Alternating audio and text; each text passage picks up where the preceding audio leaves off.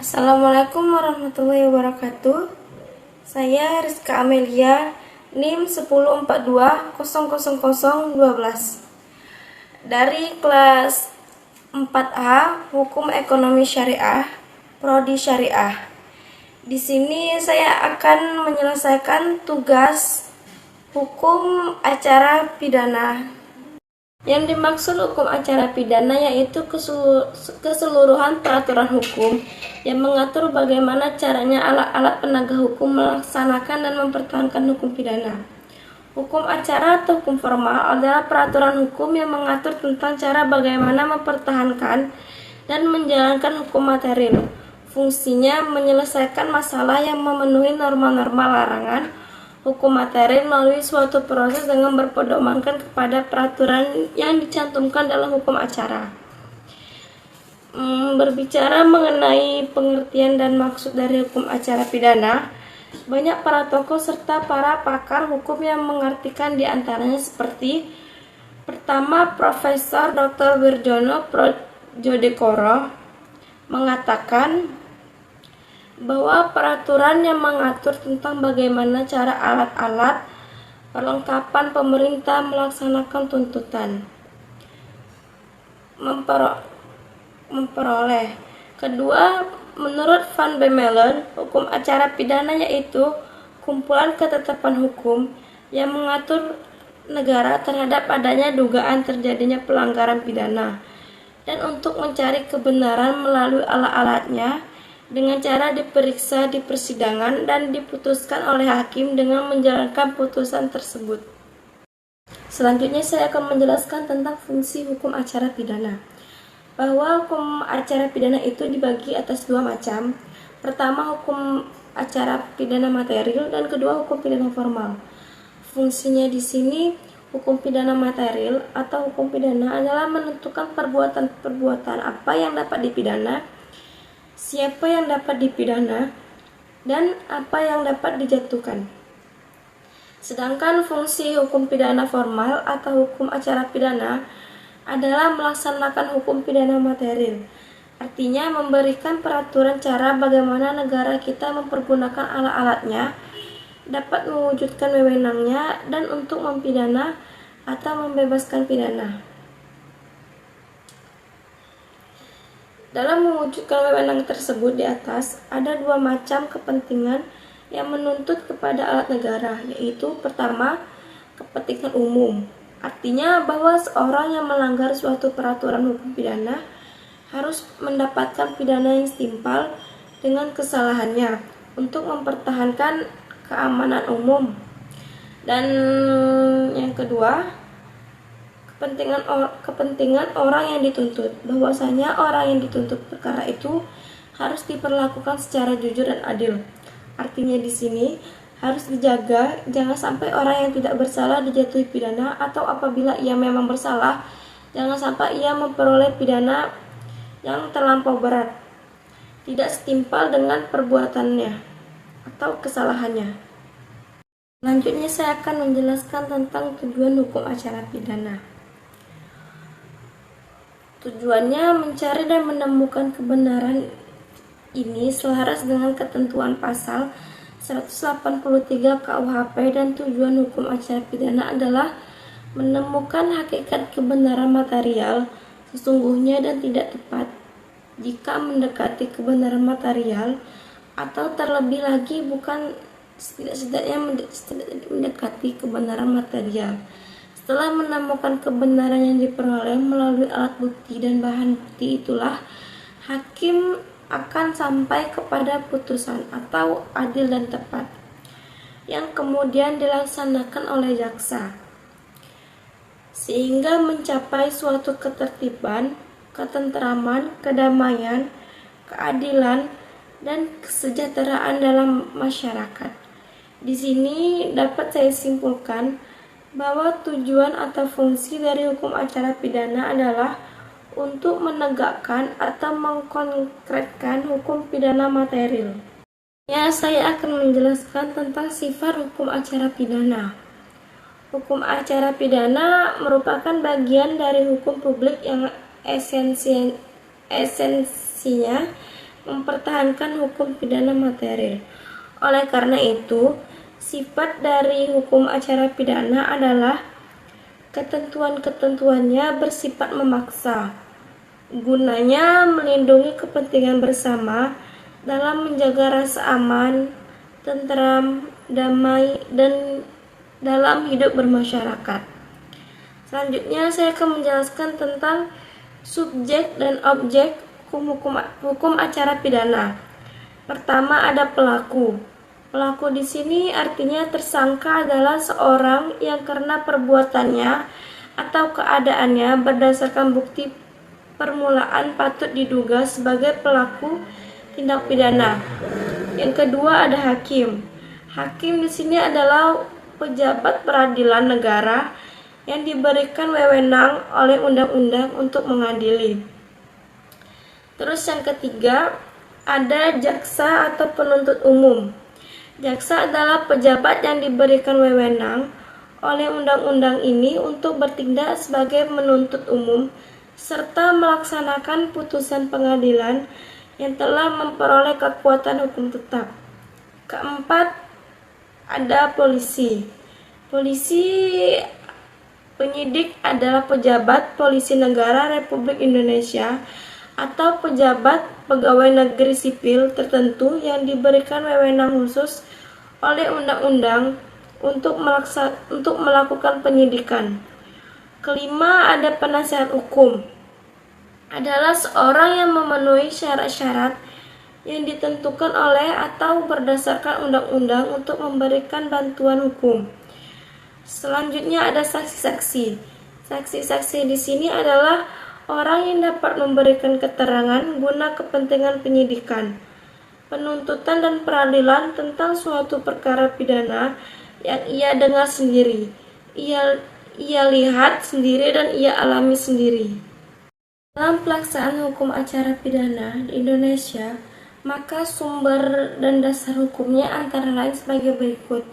Pertama, terdapat pada pasal 24 Undang-Undang Dasar Negara Republik Indonesia tahun 1945. Kedua, pasal 24 ayat 1 Undang-Undang Dasar Negara Republik Indonesia tahun 1945. Ketiga, pasal kelima ayat 1 Undang-Undang Nomor 1 tahun 1951.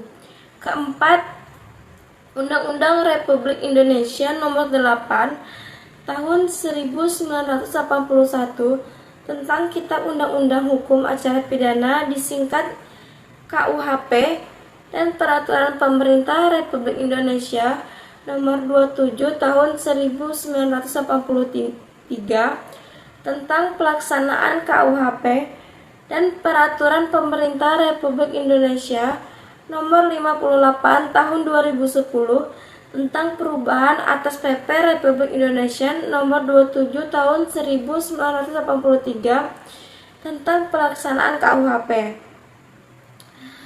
Selanjutnya Undang-Undang Republik Indonesia Nomor 14 Tahun 1970 tentang ketentuan-ketentuan pokok kekuasaan kehakiman diubah dengan Undang-Undang Nomor 35 Tahun 1999. Kemudian diubah dengan Undang-Undang Nomor 4 Tahun 2004 dan terakhir diubah dengan Undang-Undang Nomor 48 Tahun 2009 tentang kekuasaan kehakiman. Selanjutnya yang nomor 6, Undang-Undang Republik Indonesia Nomor 14 Tahun 1985 tentang Mahkamah Agung, kemudian diubah dengan Undang-Undang Republik Indonesia Nomor 5 Tahun 2004 dan terakhir diubah dengan Undang-Undang Republik Indonesia Nomor 3 Tahun 2009 tentang perubahan kedua Undang-Undang Republik Indonesia Nomor 14 Tahun 1985 tentang Mahkamah Agung. Ketujuh, Undang-Undang Republik Indonesia Nomor 2 Tahun 1986 tentang Peradilan Umum, kemudian diubah dengan Undang-Undang Republik Indonesia Nomor 8 tentang 2004 dan Undang-Undang Republik Indonesia Nomor 49 Tahun 2009 tentang perubahan kedua Undang-Undang Republik Indonesia Nomor 2 Tahun 1986 tentang Peradilan Umum. Selanjutnya Undang-Undang Republik Indonesia Nomor 28 Tahun 1997 tentang Kepolisian Negara Republik Indonesia, kemudian diubah dengan Undang-Undang Republik Indonesia Nomor 2 Tahun 2002. Kesembilan, Undang-Undang Republik Indonesia Nomor 5 Tahun 1991 tentang Kejaksaan Republik Indonesia, kemudian diubah dengan Undang-Undang Republik Indonesia Nomor 14 Tahun 2004. Kesepuluh, Undang-Undang Republik Indonesia Nomor 18 Tahun 2003 tentang advokat. Ke-11, Undang-Undang Republik Indonesia Nomor 22 Tahun 2002 tentang gerasi yang kemudian diubah dengan Undang-Undang Republik Indonesia Nomor 5 Tahun 2010. Selanjutnya nomor 12, segala peraturan perundang-undangan yang terkait dengan proses hukum acara pidana dan pedoman pelaksanaan KUHP. Ke-13, Surat Edaran atau Fatwa Mahkamah Agung Republik Indonesia terkait masalah hukum acara pidana. Ke-14, Jurisprudensi atau putusan-putusan Mahkamah Agung atau pengadilan yang telah berkekuatan hukum tetap yang terkait masalah hukum acara pidana. Ke-15, Doktrin atau pendapat para ahli hukum di bidang hukum acara pidana. Selanjutnya saya akan menjelaskan tentang asas-asas hukum acara pidana. Untuk mencapai tujuan memberikan perlindungan terhadap keluhuran, harkat dan martabat manusia, maka asas-asas hukum pidana penegakan hukum yang telah dirumuskan dalam Undang-Undang Nomor 48 Tahun 2009 tentang ketentuan pokok kekuasaan kehakiman ditegaskan lagi dalam KUHP guna menjiwai setiap pasal atau ayat agar senantiasa mencerminkan perlindungan terhadap hak asasi manusia. Asas-asas tersebut adalah: pertama, asas peradilan cepat, sederhana, dan biaya ringan. Kedua, asas in presentia. Ketiga, asas pemeriksaan pengadilan terbuka untuk umum. Keempat, asas persamaan di muka hukum. Kelima, asas pengawasan. Keenam, asas praduga tak bersalah. Ketujuh, asas ganti rugi dan rehabilitasi. Kedelapan, asas bantuan hukum. Kesembilan, asas akusator. Kesepuluh, asas formalitas. Dan ke-11, asas oportunitas. Ilmu bantu bagi hukum acara pidana pertama ada ilmu logika, berguna untuk membuat hipotesa yang dicocokkan dengan fakta yang ada sesudahnya, sehingga akan membentuk konstruksi logis tentang ada atau tidaknya TP. Kedua, psikologi, ilmu yang mempelajari jiwa manusia yang sehat.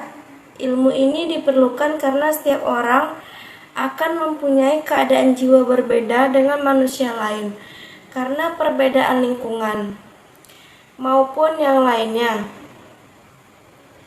Ketiga, psikiatri, ilmu yang mempelajari jiwa manusia yang sakit.